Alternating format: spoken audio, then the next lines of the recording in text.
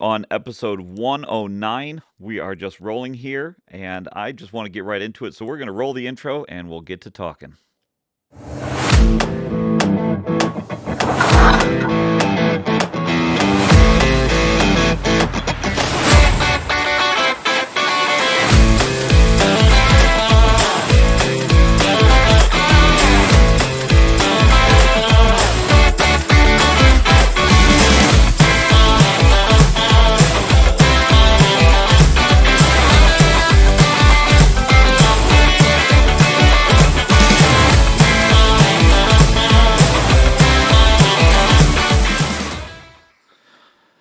All right, everyone. I've got with me today.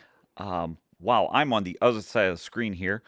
Um, so I've got my friend Amelia on here today. And before we start, what I want to do is I want to thank everyone who has already tuned in for episodes 107 and 108. I checked the stats the other day, and I didn't want to because if I looked and there was one viewer. Admittedly, as much as I say, I don't do this for the viewers, I'm doing this, because I just want to talk to people. I would have been really, really sad if at the end of the day nobody listened. But I was shocked that between YouTube, Apple Podcasts, and Spotify, there's been, I don't know, like something like 1,200 listens between all of them and views. And I didn't know anybody would want to listen to what I had to say. So I'm going to pin that on the people that I've had on here, that it's their friends that are interested, and nobody I know wants to listen to me. Today I've got Amelia with me, and one of the things that we talked about before I hit the magic go button here is that I would say, and you're free to nod yes or no, or tell me I'm batshit crazy.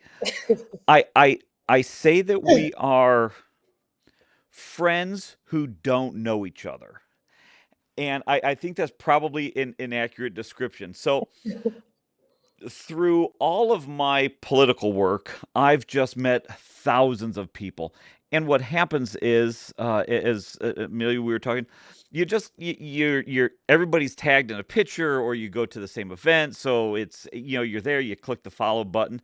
And the next thing you know, you've got, you know, the 400, 600, 800, 1,000 plus followers that you're following, that follow you. You don't really know these people, to the point where a lot of them, you may not even know if you pass them in the grocery store. You may not recognize them.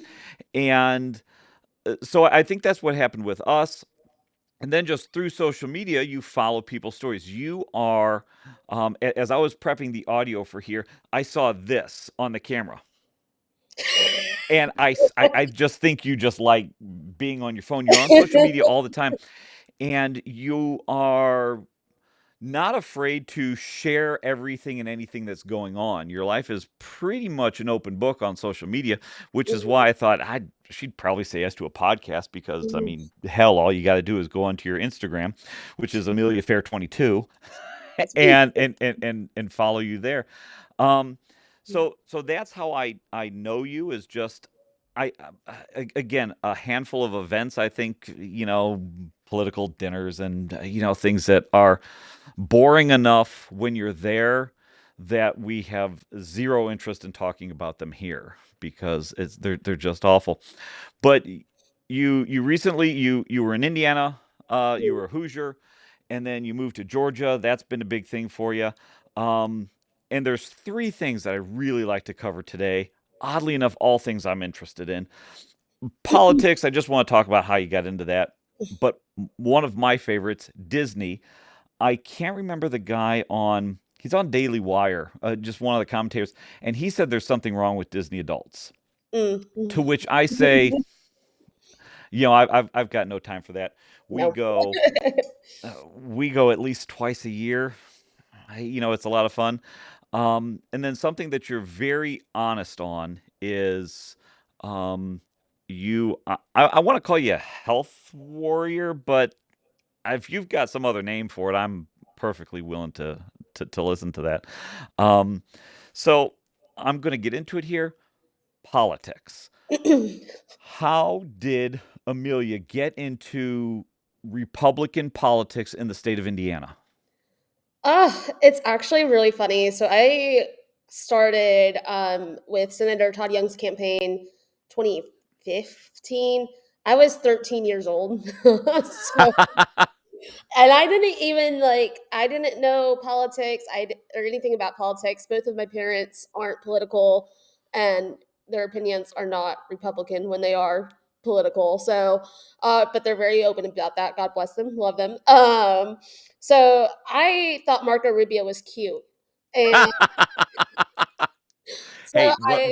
whatever gets you into the business. I was like, I love that guy, and I'm also Cuban, so I was like, oh my gosh, love this man.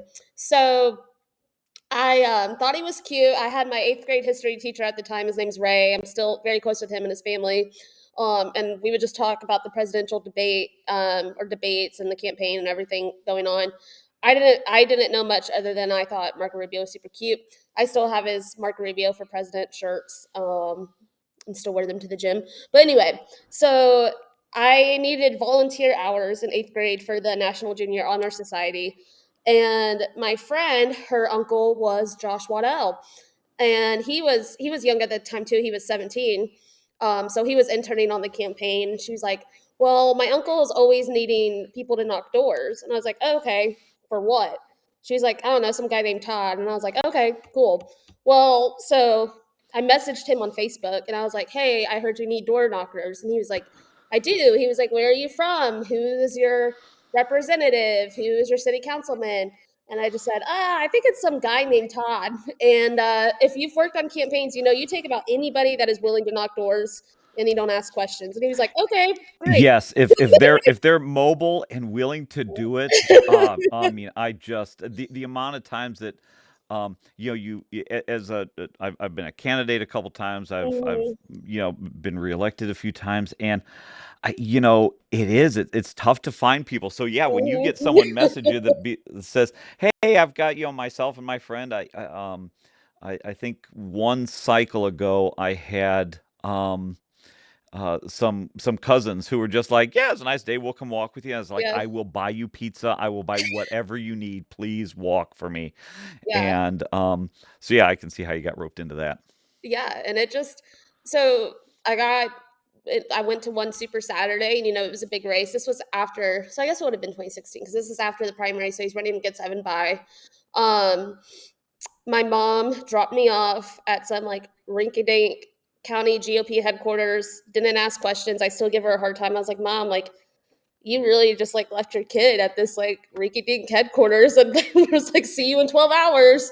And so yeah, I just knocked doors, and I love the guys. It was Aaron Minnick was one of them, Josh Waddell, a few others, and they're all still like big brothers to me to this day. But I just kept coming back, and they were like, "We have to give her a title. Like she's here literally 40 hours a week." And I was like, I just needed friends. And they were like, well, she's 14. We can't pay her. She's like a kid. Like, she can't work. And I was an intern. And then, you know, it came full circle because, you know, when Todd ran again in 2022, I was his regional director on that race. And so it was super cool. But yeah, I know a little bit about politics. But back then, I just wanted to knock doors for some guy named Todd because Marco Rubio was cute. So, Hey, whatever works. My story isn't too dissimilar. What I picked on was at one point I had just showed up enough where I think they just assumed mhm, I was there because I either knew what I was doing or I wanted to. I was just kind of hanging out. I thought like the idea of being president was cool, and I liked history to an extent at the time. So I wasn't jonesing for anything other mhm, than I was just kind of hanging out. And the next thing I know, um, I mean, it just took off from there, and I ended up where I am now. mhm. So, but yes, as soon as you said, "Oh, I just was kept showing up," honestly, sometimes that's all it takes is for people to Mhm, just randomly show up. Um, so that's how you got started in with mhm. it, and you've got a really big political circle of friends. Um, Does that influence your view on politics? Like, do you go out there and you feel that I'm a strong Republican for these reasons, or do you just have a sense of these are my views, but I'm a Republican because I'm with these folks? Now that you've moved, how do you feel? Like, are you now a Republican warrior down in Georgia? Which, Yes. oh, that could be interesting. So yeah, obviously, I always joke. Actually, I was at a young Republican event last night, and a group I was talking to started talking politics, and I walked away. I was like, I don't talk politics, and they were like, "You're at a Republican event," and I was like, "Yeah, I know." I was like, "I agree with you guys. I just don't like talking about it." Yeah. Oh, there is some of that, and then there's some folks at YR events, which is Yeah, a side note to YR folks. The fact that you make YRs up to the age of I think 40, yeah. I don't know.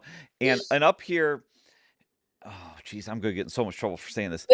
Up here, it seems like there's like a dozen YRs and like 30 people who are not YRs Yeah. attend the meetings. And sometimes I feel bad because candidates almost look at them as like cannon fodder, like, oh, I'm going to go to the YR event so they like me, so then I have a dozen people to walk for me. Mhm. Um, but yeah, some of those guys, they like going to YR meetings or regular meetings just to talk about Fox News for 2 hours. And Yeah, I yeah, don't. I have zero interest in that. Um, I'm like, I just heard open bar. which is so rare for Republican events. I have to. There was something we had up here in the county. I don't know, 6 7 years ago, whenever it was, up in Lake County, and they ran out of food. Shoot. And I was like, if that's not a Republican thing, and yeah, clip this and put it out there. Bob said it. If that's not a Republican thing, I don't know what is. It's Yeah, we like to cash bar, limited food. It's like, oh, this is rubber chicken dinners. yeah. Oh my, it's just awful. So now that you're down there, um, and you attended this event, is that something that you're looking to get back into, or So I still work politics adjacent. So I do like energy policy work now. okay? So my work, I still, you know, have to be involved in the political realm somewhat, a lot less than working directly on the campaign or something like that. But so yeah, so it's just enough that I don't miss campaigning, and that it's like the perfect balance of politics and normal life. So it's been fun. But yeah, so I've really grown to love the Atlanta YRs. They're a huge group. There's like 150 people there last night. Wow, I think they're the biggest chapter in the nation, but don't quote me on that because I could be. it's quoted, it's out there. I don't know what to tell you. But yeah, they're pretty incredible, and I'm having a lot of fun, like getting to know them and the Georgia political realm and dipping my toes Um, in. you had mentioned that you work politics adjacent, which means it's a part of what you do, and it is impactful to what you do. Um, I believe, if I'm not mistaken, Georgia Land and Liberty Coalition. Mhm, That's what puts food on the table. mhm, Tell me a little bit about that. What you moved to Georgia, you got a job, you're a field manager for that, working for property rights or advocating for property rights, I mhm. think. Tell me a little bit about that. Yeah, so we are like a sister organization, a bigger organization called the Conservative Energy Network, and CEN is in 26 states, I think. So I was actually with them in Indiana for the last year, and then they Okay. opened up this Georgia chapter. Knew I love Disney World in the South, and was like, "Hey, would you want to go run that?" And I was like, "Hell yeah!" So now I'm here. But yeah, so we are a like group founded by conservatives rooted in conservative values. It's a 501c3. But we advocate for strong energy policies, property rights, energy policies that, um, you know, uh, I'm blanking on words. Energy policies that support That's property okay. It's rights. it's it's just a podcast where people listen to words. So I space all you want, right? know. Property rights, national security, economic benefit, reliability for the grid, so kind of coming at that energy perspective from a conservative angle, making sure that Republicans have a seat at the energy table. So it's really cool work. Is this may be a stupid question. Mhm. Um, when you say energy policy, having conservatives at the table, what type of energy are we talking about here? Is this Yeah. the, hey, we're looking for, pipeline natural gas type stuff, or are Mhm. we, um, pro nuclear or anti solar? What type of energy are you talking about? So we support an all of the above approach. I like to say, like, think of it like your retirement. You're not going to invest your retirement into one stock. You're going to diversify that investment. So, we still, as an organization, there is a place for coal. Still, we're not at a point where we can go 100% nuclear, 100% solar, or 100% wind. We're nowhere close to that. So we support in all of the above. A lot of the work I've been doing here in Georgia is working with farmers who want solar farms on their land, and they're being denied it at the local level. So that's kind of in Georgia, commissioners, county commissioners are who make those siting decisions. It's the same in Indiana, actually. Yeah. So we kind of come at it of a, hey, like, you may disagree with solar for this, this, and this, but at the end of the day, it's the farmer's property. And, being from Cuba, what makes you any different than communist Cuba telling somebody what they can and can't do with their land? So having that conservative voice in renewable energy is definitely unique and different. So that's a little bit what we do. We've started doing some more work with like data centers, AI in the nuclear realm, and things like that. So, like I said, totally all of the above. Um, we don't discriminate against any type of energy. Speaking of data centers, and I mean, geez, oh, Pete's, this was not intended to be an energy policy podcast. I so my day job is I work with the Indiana Utility Regulatory Commission. I've Mhm, done natural gas pipeline work for years, mhm, um, and so I was curious from that perspective. But two, you mentioned um, uh, energy policy for like electric, but then the need for data centers. Um, there is a big push for putting data centers up here in Northwest Indiana, mhm, and of course, with that comes massive, unbelievable amount of energy consumption.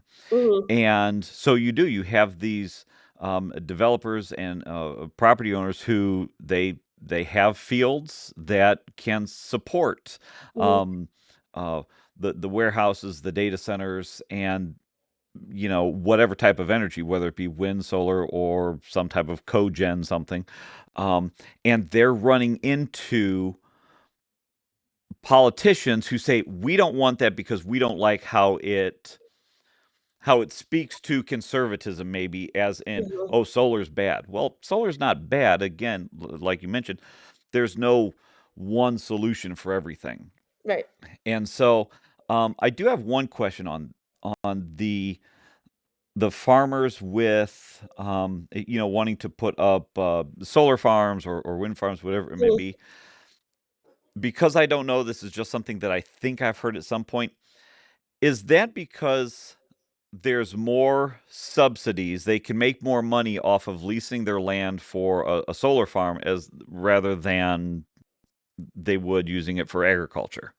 Is that a thing, or do I mean, I could be totally wrong on that. I just I So that's a common thing that we hear. A lot of the land that the farmers are leasing out, a lot of the time it's aging farmers who can't keep up with their land anymore. The family doesn't want to take it over, so it's keeping that farm in the family. right. It's not being used for agriculture anyway. It's or a lot of the time too, it's land that is not the soil. And I'm not a farmer, so I don't know all the science behind it, but the soil is not good for farming. It can't be used. So a lot of the time that's another way like they can bring in money for their property. And also I mean being a farmer is a hard job. And a lot of farmers are facing deep financial struggles, and this is a way for them to be able to save their farm to continue farming on their land and have a small portion of it for this, and where it's a guaranteed income for them, and not only for them but for their community. So um So how did uh, because this is so I've named this a podcast of friends where we just talk about things. How did you? I love the Disney 50 cup, by the way. That's I spy that. Um, How did you get into energy policy tied into property rights? I mean, what made you apply for that and get into it? And you sound fairly well versed in it, so Yeah, there's obviously an interest there. What? How did that happen? I just learned a lot, with the job. I really didn't know much about energy when I started the job, but I told them I knew people. But just the political networking realm. Word got around that they needed a political director in Indiana, and I needed a job.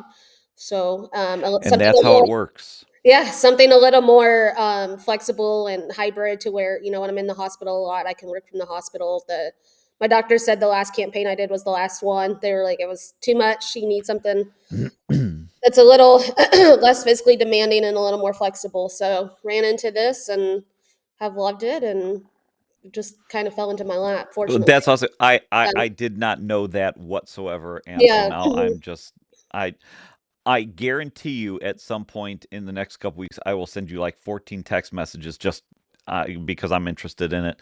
Um, I had an order that I wanted to go in, but since you brought it up, I want to go into the healthcare side of things, and we'll save the fun topic for the end that Yeah. we'll talk for hours on.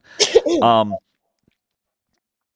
so I'm not even sure, and this shows you what an awful internet friend I am. I'm not sure what your diagnosis is. Yeah, What is so it?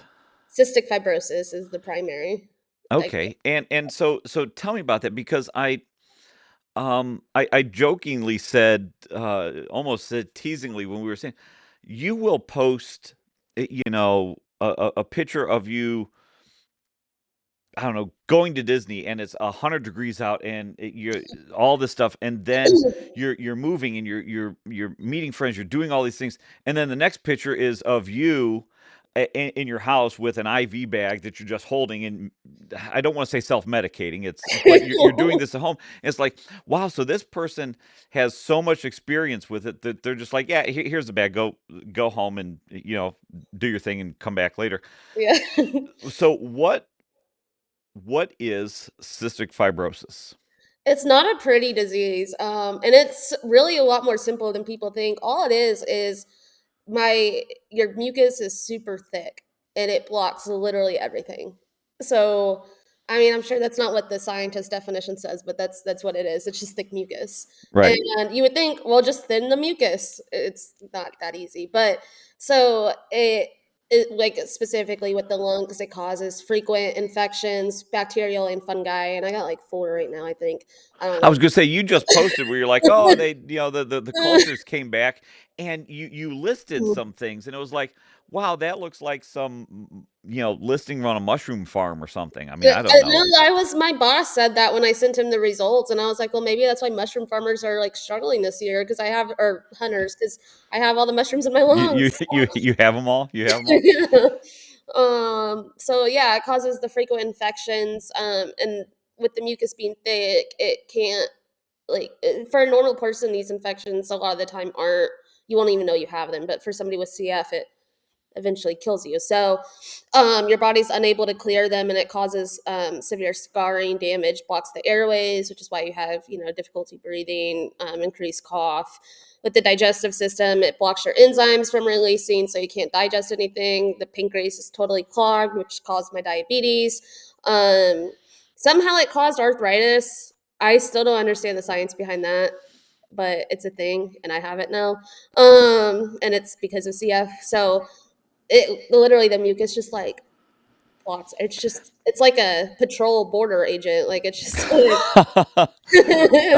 Under the Trump or the Obama administration? the No, no, no, Trump. no, Like no, nothing's no. getting there. Yeah, Nothing's nothing's getting getting through done now. there. S- So So here's a question. Again, forgive all of my ignorance with mhm. this. This sounds like a disease that is this one hard to diagnose? Where No, you have to go through years of various trial and error, or did they go in one day and say, "Oh, this is what you got"? it's a newborn screening now. Oh, Um, okay. yeah, it wasn't when I was born. I was diagnosed when I was 2. But it's not because the symptoms are so, especially when it's untreated, are so prevalent. Like, when I was 2, I hadn't gained weight in like a year. I mean, a pound. I wasn't gaining weight, but I had a stomach the size of like a 9 month pregnant woman, and I'm 2 years old, and I'm coughing up crap all the time. I can't breathe, and they're like, sounds like CF. So then they tested me, and then I had it. So you also there's just like weird physical things like your fingernails club. Um, that's a sign your skin tastes salty. That's back in the day, like in the 60s, 70s, they called it the salty death wish, I think is what it was. That Because sounds horrific and not scientific. what you were always told is you don't want a salty kid. If your baby tastes salty, then they're Really? guaranteed to die. Yeah. And now we know it's CF. So yeah, so it's not hard to diagnose. A lot of the times when I like have meet CFers or well, CFers can't be together, but that's another thing. But yeah, anytime I like see somebody with CF, I'm like, oh yeah, they look like they have CF. Like it's it's like one of So those it's something you so as someone with it, you can spot some of the telltale signs of folks. generally, yeah. Um, what is so again from an observer, I'll see you doing everything, and then I'm going to use the word flare up. Maybe the wrong word, maybe the right. I don't know. Mhm, Then you seem to have bouts where you're dealing with it a lot, and then that could be a function of social media. Is it's not around all the time, so I'm just not mhm. going to post this today. Is it a constant thing, or is it? Yeah, I think flare-ups is a good word, and it is constant. So like what I like to say is I always feel like I'm breathing through a straw. I always feel sick. But then the flare-ups come and it's like unbearable. Like, hey, I can't do anything. Um, so yeah, it's like a constant, but I also you're born with it. So I don't know any different. Like I don't know what a healthy day feels like. So it's just yeah, I don't know. So yeah, I think Yeah, flare-up's a good word, but it's I hard to explain. So when you have we'll call it a flare up. Mhm, On those times when you need to go to the hospital, you need to go to the doctor, you need some type of greater intervention than just whatever you're doing in your your daily life. Um, is that something where you just wake up one day and you're like, oh, I've dealt with this enough. I know I need to go in, or does it still surprise you and hit you when you need more intervention? No, it's usually kind of, hey, I'm starting to feel a flare up. A lot of the times, I will, message my doctors on the My Chart apps and be like, hey, this symptom's going on. A lot of the times, we'll start with oral antibiotics, see if that helps, and then generally it doesn't, and it turns into IV antibiotics. But it I wake up one day and I'm like, oh, I feel a flare up coming, and then within 2 weeks, it's generally a full blown flare up. So, we are on like maintenance meds. So we do. I say we, it's me, but the community. I guess everybody's different, but I do a vest machine usually 20-30 minutes a day minimum, and that just shakes your lungs up. There's different nebulizers, different antibiotics we're on all the time. So there is like the daily maintenance meds, and then the extra fun stuff in the IV bag come when my lungs really aren't behaving. So Oh, did I hear a little bit of Georgia going on there? I've been told that there's some words and they're like, "Whoa, Georgia," and I was like, I "Sorry, just it comes out." the hashtag Georgia girl thing you've been doing. I wanna whatever it's 22:45 or 20:45. Yeah, we're gonna timestamp that because we're gonna hear that again. Um, I I, I don't want to I don't want to dwell on this topic out of respect for you living it, but then I also think it's not a dwelling because you live with this every day. Mhm. Does it you say that you have treatment therapies for it. You wear this compression vest that just shakes up your lungs. Uh, two one question, two parts. Do you find there's things that you can't do? And the second question is, which my guess is there's more of. Do you find there's things that you shouldn't do, but you do anyways because sun's out, guns out, might as well live? Yeah, I'll start with the shouldn't do because that's more fun. The can't do is deep, dark, and depressing. Yeah. Shouldn't do. Oh man, I love a good brewery. Not gonna lie, probably shouldn't do, but you only live once. Um, I I definitely. do want to say I think one out of every three posts. This is funny. You laugh because here I literally like cut back in like dad would. Like I'm just gonna say one out of every three posts I notice is you with a beverage. Um, if I ever have. I've got a handful of folks that are big into breweries and spirits and all this stuff. They say, "Oh, we should do a big group, podcast with people." You're certainly one because I know nothing about it, but Oh, I love yeah, I hate it. to interrupt your story. So yeah, Oh, you're a you my you you, you like a beverage. my best friend Piper always makes fun of me. She's like, "You're just like my dad, Steve. Anytime something's wrong, she called me with like a sinus headache, and I'm like, oh, just have a beer or two. Like it'll go away." But anyway, That seems like some ill advice. But hey, whatever. no, I think that like during COVID, there was a big push for lockdown, stay home, especially if you were, immunocompromised. And I never did that because my theory is, life's short anyway. I could get in my car and die. Like I'm not, especially when you have a terminal illness, it's already shortened. And COVID went on for a long time. It's still going on. I'm not gonna stay home and be scared. I mean, you're either, in my opinion, and I'm gonna get hate for this, but you're gonna get it or you're not gonna get it, and you can't stop living. Yeah, So, yeah. There's only so much you can do, and at some point, you're then making a decision to I'm going to sequester my entire life away, mhm, or I'm going to go out and I mean, honestly, you can get anything anywhere at any time, mhm, and there's a risk to leaving the house every day, right, but I think there's a greater risk for staying inside. mhm, That's my thoughts on it. yeah, Um, so what can't you do? um, And again, not the can't that you already do. What mhm. can't you do? Yeah, so one thing is, it's harder, for people with CF to have children, so a lot of the times they have to go through IVF and that sort of thing. So I'm right now going through the process of freezing my eggs because nobody wants me to have a kid right now, so we're gonna wait on that. I did see you started you mentioned that you started that journey. Yeah, yeah, so it's so far just kind of overwhelming, it's a lot of money. But Yeah. I want the opportunity to be able to have kids one day, so that's something that a lot of CFers struggle with. I personally have always struggled with, again, this gets deep and depressing, but relationships and things like that, like, I am, like, almost too content alone because I'm like, I don't want somebody to love me and then them have to watch me die and then pay all my bills. So it's Well, so that is welcome to the something I have. dark and twisted version of dad bod walking. But no, I have to imagine because uh that there is a thought of you had mentioned you have a daily routine, a weekly routine, a monthly Mhm, routine that you go through, that to find someone who's understanding for that mhm, um is that I mean finding someone that you can tolerate watching a movie with without wanting to mhm, smack them for chomping their lips and mouth while they eat mhm. is hard enough, let alone any of the real stuff. Right. Yeah, and I know it's out there. I call her my big sister. She wasn't my blood sister, but she's was in my life my whole life. She passed away from CF 2 years ago tomorrow.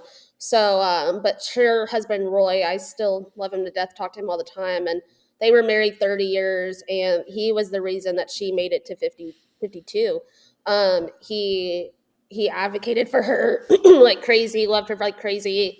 When doctors, she had a transplant, um, you know, they got like renewed their vows a couple of weeks later, or I guess it was a couple months later after her transplant. And the doctors thought he was crazy for taking her on a plane into some random country, and he was like, "No, she's my Yeah. wife. She's strong enough to do it, and she's going to do it." And she did. And then every time the doctor said she couldn't do something, Roy was like, "You don't know my wife," and she did it. So it's out there. We all joke. Well, Roy jokes that he's all of the CF girl's boyfriend. So Still amazing. He You find someone that understands it, I suppose. There you go. So cheers to Roy out We there. love Roy, yeah, and he loves beer. So, but yeah, so my boyfriend Roy, but he was amazing to Julie, and all a lot of us CFers that got to know her always say like, you can't settle down until you find your Roy, and the Roys are out there. But I personally really struggle with finding a Roy. I'm like, why would I do that when I have beer in Disney World? Like, I And beer at Disney World and beer because at Disney World.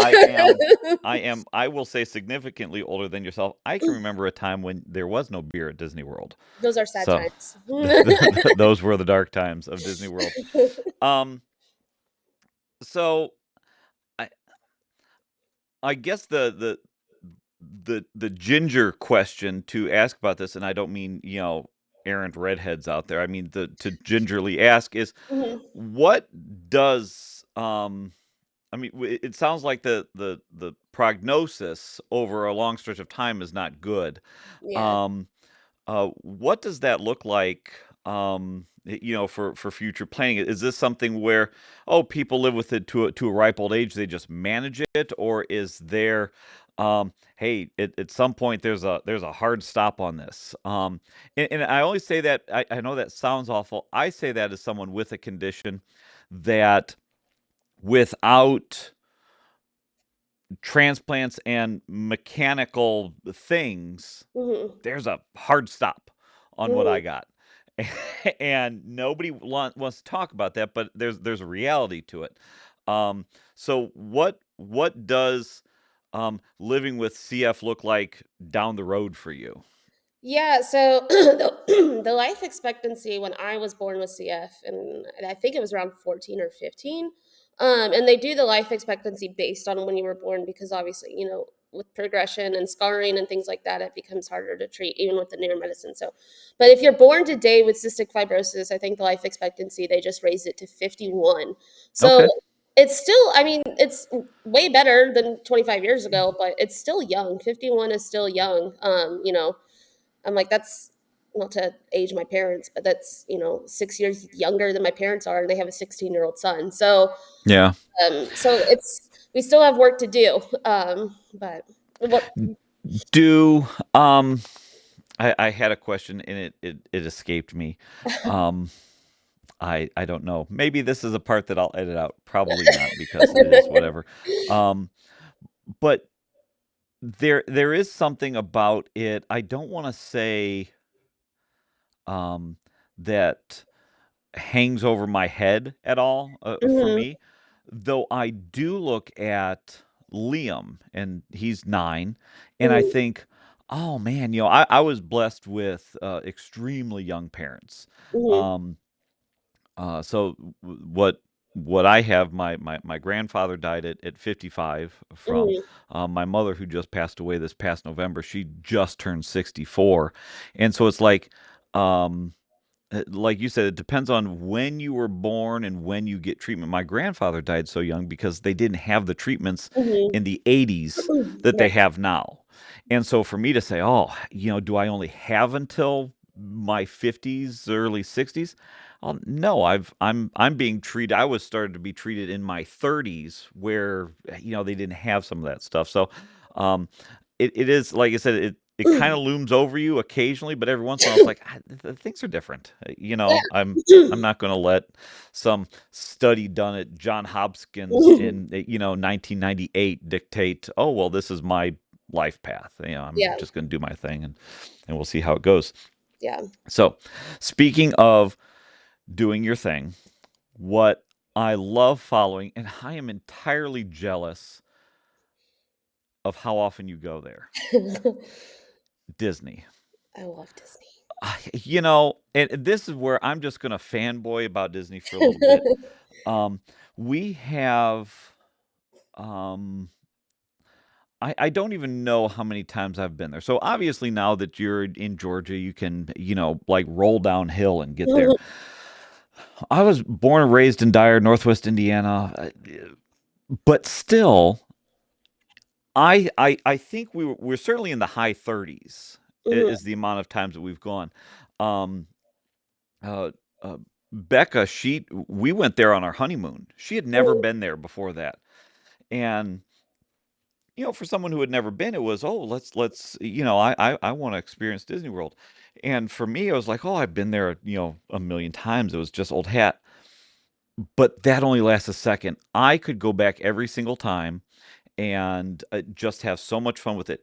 As soon as COVID happened, um, at this point, we would go once a year, once every other year. But again, we were at like 30 trips, for Mhm. myself by the time COVID hit. And I think it was 2021, whenever a lot of the travel restrictions were lifted, that time when they were all lifted, but nobody was going anywhere yet. Right. And so um, Liam, we'd taken him when he turned 3 because when you turn 3, they charge you. Mhm. So we went the week before he turned 3. Disney, don't come after me, because I mean it's thousands of dollars to save with him. Um, so we went again in 21, I think it was. It was dirt cheap. Southwest, you could fly there for like, $49 each way. And we went, had an absolute ball. Um, because that's when you had to, pick the resort, or not pick the resort, but pick the park, and they were limiting people. Yeah. It was stupid that we were outside wearing masks. I know. I thought that was absolutely ridiculous. And the cast members, because they're always like, the garbage is this way and this way, and they're like, "Oh, put your mask on, buddy." And Liam's like 5 at the time. He's like, it's like, so we spent so much money. Um, I'm sorry, this is just going to turn into Bob's Disney. So much money because they wouldn't yell at you if you had a beverage with a mask on. So every time Beck and I would stop somewhere, we'd get something to drink. We must have spent hundreds, I'm telling you, hundreds of dollars on beverages that first year because we went in February, then we went in June, and I think we went for Halloween. We went 3 times that year because it was Yeah. so cheap. And then something flipped for us where, oh, we're now the family that goes more than once a year. We're Mhm. now the twice a year family. Um, and so I get all giddy about it. I think it's great. Liam, who's 9, Liam's 9. He's been on, I think, 24 Love that. flights. Um, he travels very well. And he just knows Disney. He knows Disney. It's muscle memory for him. And we went in January. This last January, we're going in. I I could look at my thing here to see.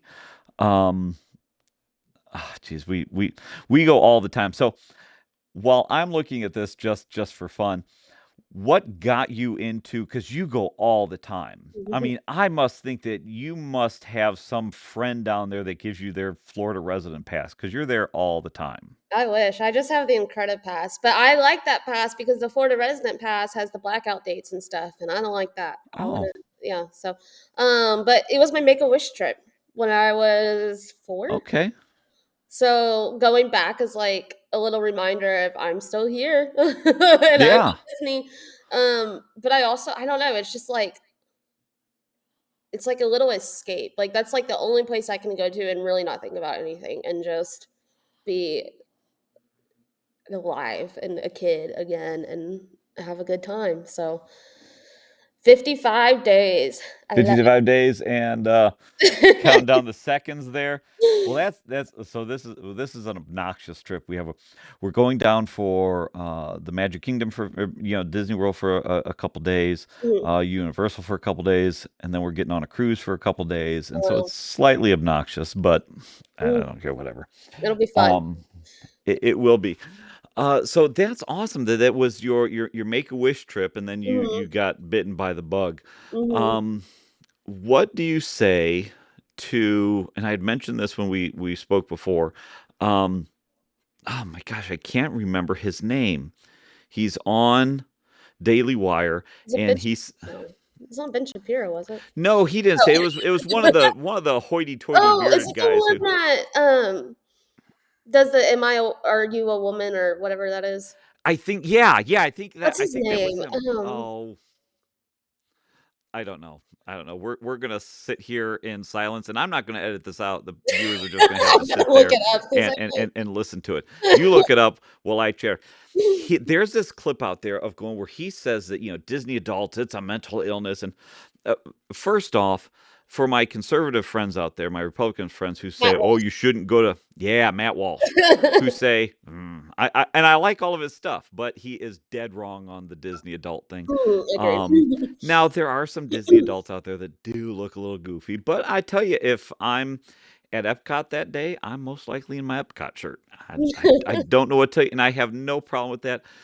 Um, the amount of conservative folks that I have, like I'll call them the crazies, like the absolutists that you Mhm, have to view it my way and there's no other way. They say how could you take your kid to Disney? It's like because it is the most magical place on the entire earth. I have been all over and nothing compares mhm. to Disney and to have fun with that. Um, what is so you've got one day at each park. What are you gonna go do? Epcot drink around the world. Um, Animal Kingdom, I have my little ritual. I there's like this like little everything comes back to like the bar, but there's this bar stand right next to Expedition Everest. So I always like to get a Safari Amber beer and then go ride Expedition Everest. And I always like to buy the handcrafted earrings that they have there. Okay. So yeah, so that's like my Animal Kingdom routine. Oh, and I got to see Pocahontas because that's my girl. Um, and then Hollywood, got to get the blue milk. My brother-in-law, that's his thing. So here, and as he watches it, he'll say yes. Yes. Oh, what's hang on one second here. Hang on one second here. Oh yes, I love that. And the reason I have it because I'm a Diet Coke drinker because somehow I think it It's healthy. yeah, I take that back. I know it's not healthy. It's worse than regular, but I like the taste of it. So that's why this one is full. And for those of you watching, if you don't know what this is, thoughts and prayers are with you tonight in this difficult time. Yes, praise be. Our new Chicago Pope might. I don't know. That might some irritate some people, but this here, these are fantastic, and I highly recommend. It's on my. I forget which way I need to go. So my wall of stuff that I have. That's how important these things are. Um, okay, so you get your blue milk. Mhm. And then I think I go to Tower of Terror. I love Muppets Land, but now they're closing. Yeah, yeah, that's been done a couple months now, maybe, Mhm. I think. R.I.P. It's gonna be what Yeah, is it? Monsters Inc. What are could they be. calling it? It is Monsters Inc. But I forget what they're calling it. I don't know, but yeah. So and then Magic Kingdom. I have fallen in love with Tiana's new ride. Like I love it. Okay. It's my like favorite ride at Disney now. So gotta do that. Honestly, at Magic Kingdom though, I really just love meeting all the princesses and the princes and Peter Pan and Liam also loves the princesses. Now he's 9 years old, so any of that, where you might see a guy, oh, I like to meet the princesses, her, whatever, totally goes over his head. yeah. He is just in it. That's what makes it so adorable, is he is so innocent with it. Mhm. But we all joke it up. Liam's waving at the princesses, and it is so cute and so adorable.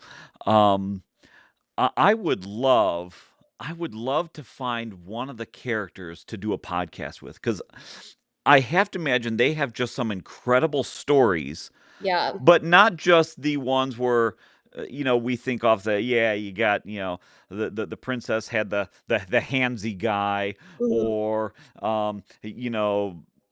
somebody had kids kicking him or something like that, but there also has to be just a ton of heartwarming stories because you Mhm. get the kids who, I mean, for them that is Mickey and Mhm. Goofy and all those people, so there's got to be some just really good feel good stories out there. Yeah, I have a good friend that works at Disney, so maybe I'll see if he knows of anybody. Yes, and any good stories, that would just be, that's gotta be a unique experience. I've got a Yeah. guy here in town who, him and his wife, they go, honestly, just as much as I'll say we go, several times a year. And to hit those high points, they'll go on Valentine's Day, they'll Mhm. go for Halloween, then they'll go for Halloween to see the transition into Christmas, and they do all that stuff. And honestly, I think as they're a few years older than myself, so maybe they're 10, 15 years away from retiring. But I can totally see them moving down, selling everything, finding the smallest affordable house in Golden Oaks, Mhm. and just wanting to be there every single day because um, I I don't know most things I'm okay articulating. I don't know what makes it such a magical place. I really don't. Mhm. Um, but it's just fantastic. Mhm. Um, for me, so you say some of these rides that you want. I'm a roller coaster chicken. I Sorry, there's a just fight going on in the background. an animal fight. No, it's I live on the Beltline in Atlanta, so people just break out in fights a lot. That's amazing. I mean, not really. I I mean, heard the yelling and the sirens, and I'm like, "Oh, there comes the police scooter." oh, the police scooter. Yeah. What am I doing talking to you? We should be watching that. That sounds That's absolutely why I amazing. keep those windows closed at all times. I didn't hear anything. Nothing came through on the Oh, audio, well, but that's good. honestly, the story was made when you said the police scooter. Yeah, because it's like a walking path, so they can't drive. Oh my gosh, that's Anyway, sorry, I'll pray ADHD. for your safety. Um, there was, I had a police officer friend of mine said he knew, um, so there was a guy, and I believe it was the FBI. They were chasing down a guy Mhm. to arrest him, and he went into Disney World, into Magic Kingdom. And their job was just to observe him and wait for him to leave, and then they were going to arrest him. Mhm. And this is just a random cop story since they're right outside your window. When they got there, and I believe they were federal agents, um, Disney would not let them in with their firearms because Disney has their own, police Oh, force.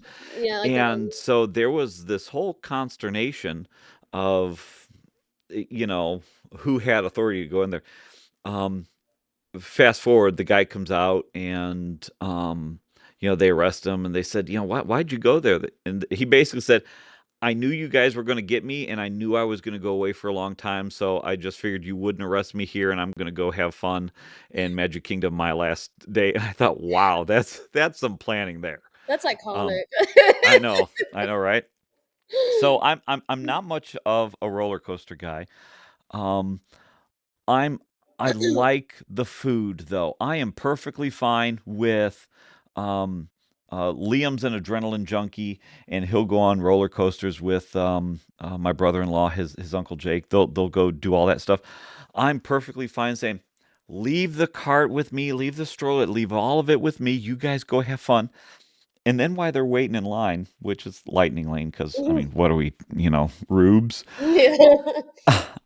Then I sneak off to find some food cart somewhere, and they Mhm. come back, and I'm like 2 knuckles deep into the cheeseburger egg roll that God, I would love one of I those right now.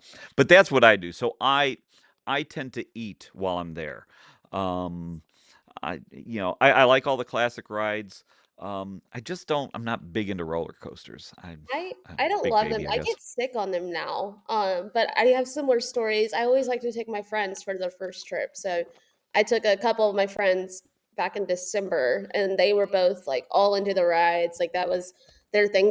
They both work in Indiana politics too, Ben and Parker. But every time they would like go on their little rides things, I was like, all right, I'm gonna find something to do. And by the time they got off, they're like, damn it, Amelia's already halfway around the world. Uh-huh. Like you can't Uh-huh. leave me alone. So, Yep. Last time we were leaving, and um I think it was Beck, Liam, and my dad. We were all at Epcot. Oh, and my aunt came with. We were all at Epcot, And it's towards the end of the night, and we're kind of funneling back to the Skyliner because I also oh, we'll talk about value resorts in a second because they get so much hate I on know. social media. I love them. It's Yeah. fantastic. I'm there for the parks. I'm not there for and now that they have the Skyliner, I have to schlep it on a bus to go to Magic Kingdom. Oh, that's disgusting. But anyways, so they're all going, and speaking of sneaking away, I'm like, "Hey guys, we're walking, when you come out of France, you go over the hill to get to Mhm. the Skyliner." they, they're like, "Okay, we're going back." I was like, "I'm just gonna stick around here for 1 second. You guys go on. I'll catch the next Skyliner behind you." Like, okay. So then, of course, what do? I sneak over to France, and I'm getting my baguette and my grilled cheese, and I'm just.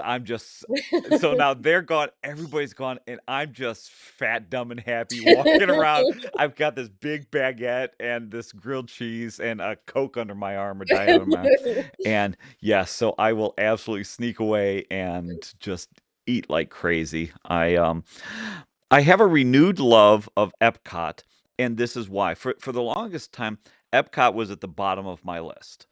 Um, it is at the top of my list by far because I mean, aside from the nostalgia of Magic Kingdom, when we first went back in 21 whatever it was with Liam, and they started doing the hide and seek games for the Like the kids. passport thing, is that it? Yes. Yeah, yeah. Yeah, and so you had to go find Olaf in all the different countries. Mhm. And they hide them in a way where a lot of times you have to go into because you can walk the path and, like, see the stuff, but everything is, Mhm. in their little cubbies.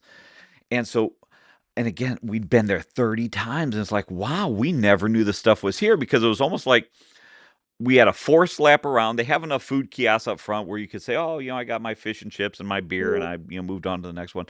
And you don't really need to explore anything.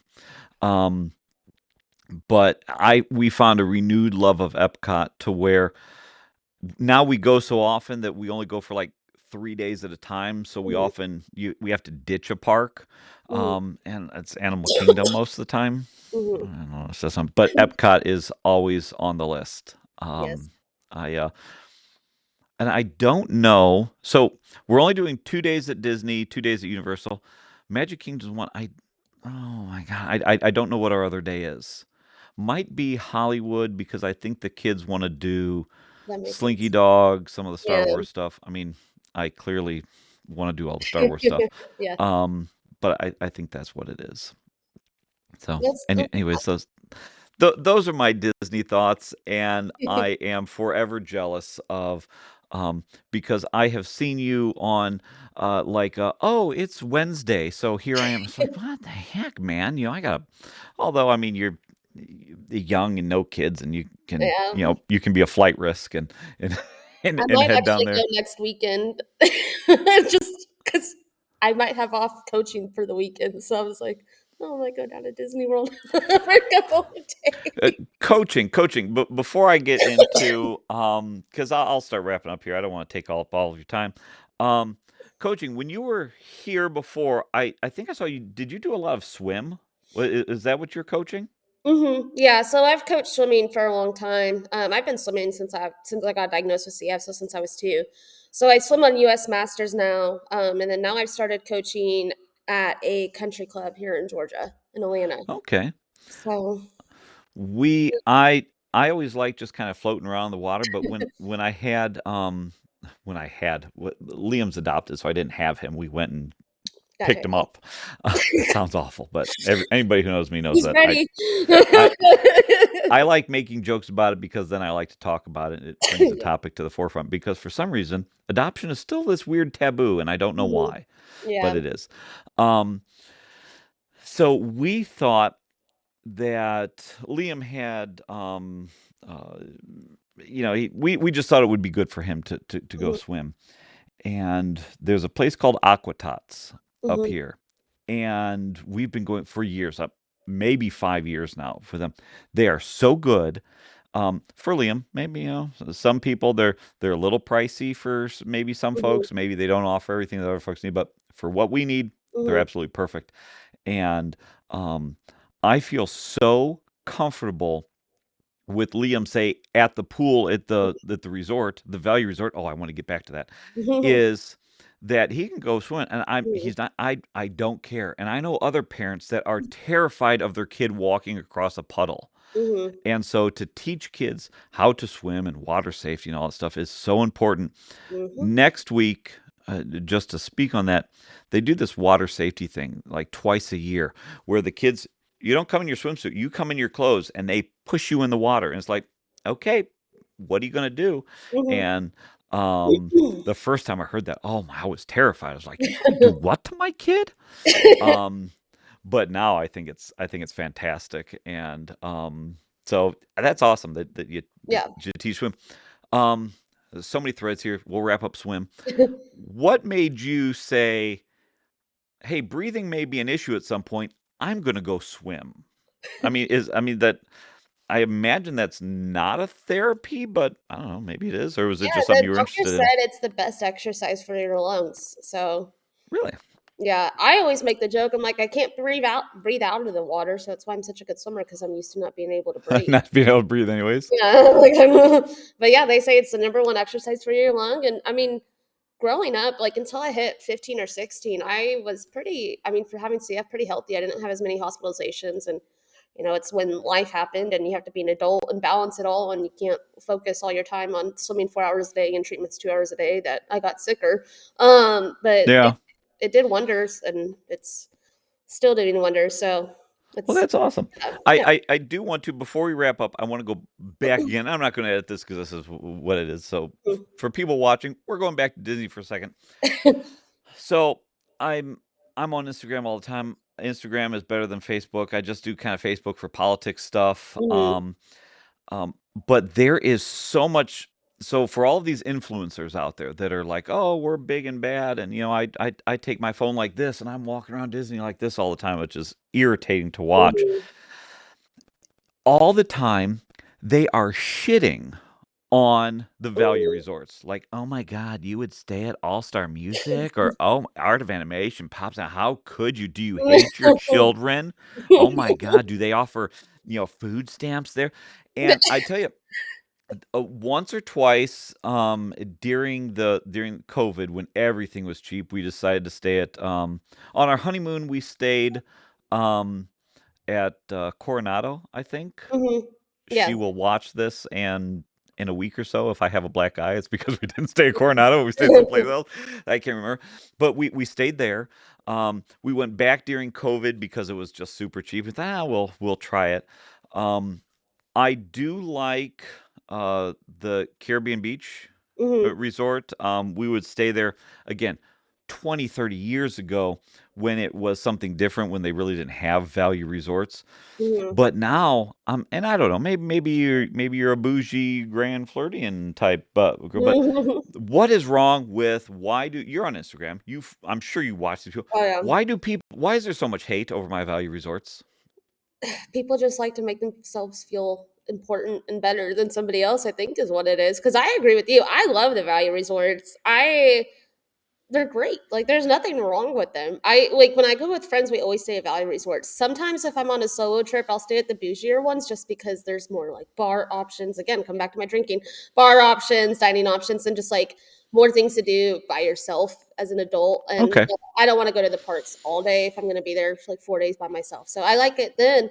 But if I'm like with a group of friends, I love a good value resort. I think All Star, and with my pass holder discount, like if I go off season, I can get All Star for like $40 a night. Like, it's crazy. I'm like, "How could you say no?" And it's As right now, as my family will surround me, be like, "Hello, dear new friend." Yeah, Yeah. yeah. No, um, we, we just always go there because I mean, for Liam, a pool's a pool, and they Right. have nice pools. They're huge, and there's Um, multiple pools. yeah, and for us, it's a place to eat. Breakfast in the morning if we don't have something scheduled. Mhm, Sleep, shower, change your clothes, and then we head out again. mhm. Um, Exactly. so this part will never make it viral, but for all of you influencers out there, stop messing with my value resorts. Um, because I gotta tell you, I had a buddy of mine, he did, I think it was his anniversary, they did Grand Floridian, Mhm. and I've done the side-by-side comparison, like, "Oh, well, let's see." Uh, God's honest truth, I can get a second trip that year Mhm. for what it is to stay at that, and so we just choose to go more often than, Right. that. So, alright, that's my Disney rant. I have been wrapping up all of my podcasts with the Bernard Pivot questions. I don't know, in my questionnaire, I tell people that, and I don't know if you have cheated and looked. I did not. Oh, fantastic. So, oh man, I had to put my pop away, and for those of you, one let me take a step back. For those of you listening on Spotify or Apple Podcasts, I'm sorry, some of this medium is visual and you're just missing out on it. And so hop over to YouTube, if you want to see what we were talking about with the pop bottle. But the Bernard Pivot questions, they were, if you've ever watched any of the clips from Inside the Actors Studio, um I can't remember the guy's name, James something or other. He would ask like his own version of them. And I was always fascinated because it's 10 questions. I think the first, like, 7 questions are favorite this, least favorite that. Mhm. But it's interesting when it's somewhat rapid fire to just what you think. Mhm. And I always found that part of an interview or a conversation like this, I would always kind of scroll to that because I just wanted to know what, I don't know.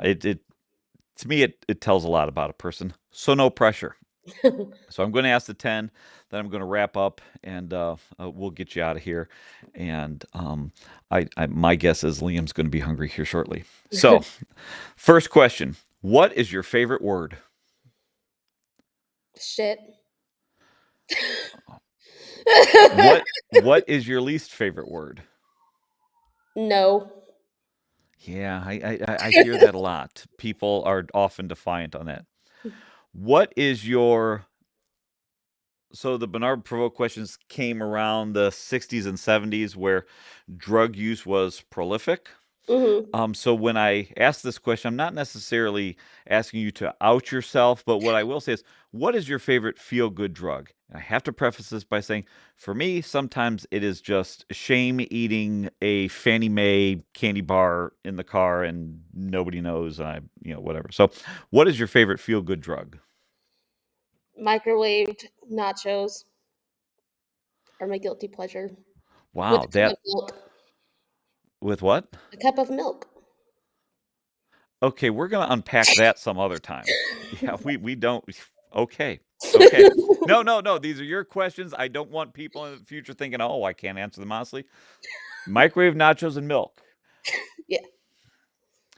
If if you were reincarnated and could be anything else, what would you be? A seal. A seal. Go A clubbing. Navy seal. That's an awful A seal Navy joke. seal, not like a Oh, not like a. And that's it. What What that is amazing because I instantly thought of, like, Fisherman's Wharf in San Francisco, and just a bunch of seals clapping. I thought, "That's an odd thing to wish for," but hey, again, what is your story? What noise or sound do you hate? The real answer. Oh, my former boss's voice. I got you. No, no, Not that saying which one. just any one of you out there, someone. What noise or sound do you love? Um,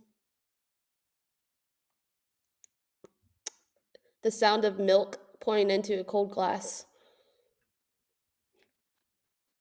I love The milk. internet didn't freeze. I was processing that. Okay. No, that's good. What is, and this may be a duplicate, what is your favorite curse word? Shit. What profession other than your own would you like to attempt? A Navy SEAL. I'm forever going to think of that. What profession other than your own would you not like to attempt? A nurse. A nurse? Yeah. That there's Mad um respect because I could never. yeah, so you've been in the hospital enough that you're a professional on gauging some of them. Um, I've been in a not nearly as much as yourself, but enough through various surgeries that uh, when you get a good nurse, oh my God, you want to pay them out of your own pocket. Yeah. They make all the difference in the world. Mhm. And then you get, I don't even want to say the bad nurse, but you get the nurse who's just so overwhelmed. Mhm. Um, Treating a physical ailment is only part of the job. You have to treat everything. And when you get Mhm. those people, healing is so much better. Mhm. Last question. If heaven exists, what would you like to hear God say when you arrive at the pearly gates? Mm. The fun answer, beer is free.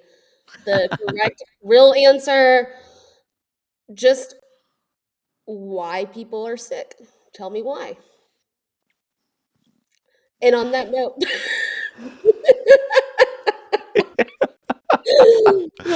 No, yeah, I get you. All right, Amelia, thank you so much for killing an hour and a half with me today. If anybody watching or listening wants to follow Amelia on Instagram and follow all of her medical, Disney, career, political adventures, it's Amelia Fair 22 on the Instagram there. Um, Again, thanks for joining me. This was fun. I learned so much, and at some point in the future, we're gonna unpack this microwave nacho and cold milk thing. I would think that dairy shouldn't be good for someone with a Yeah, that's something I left out on the can't do but do anyway is dairy.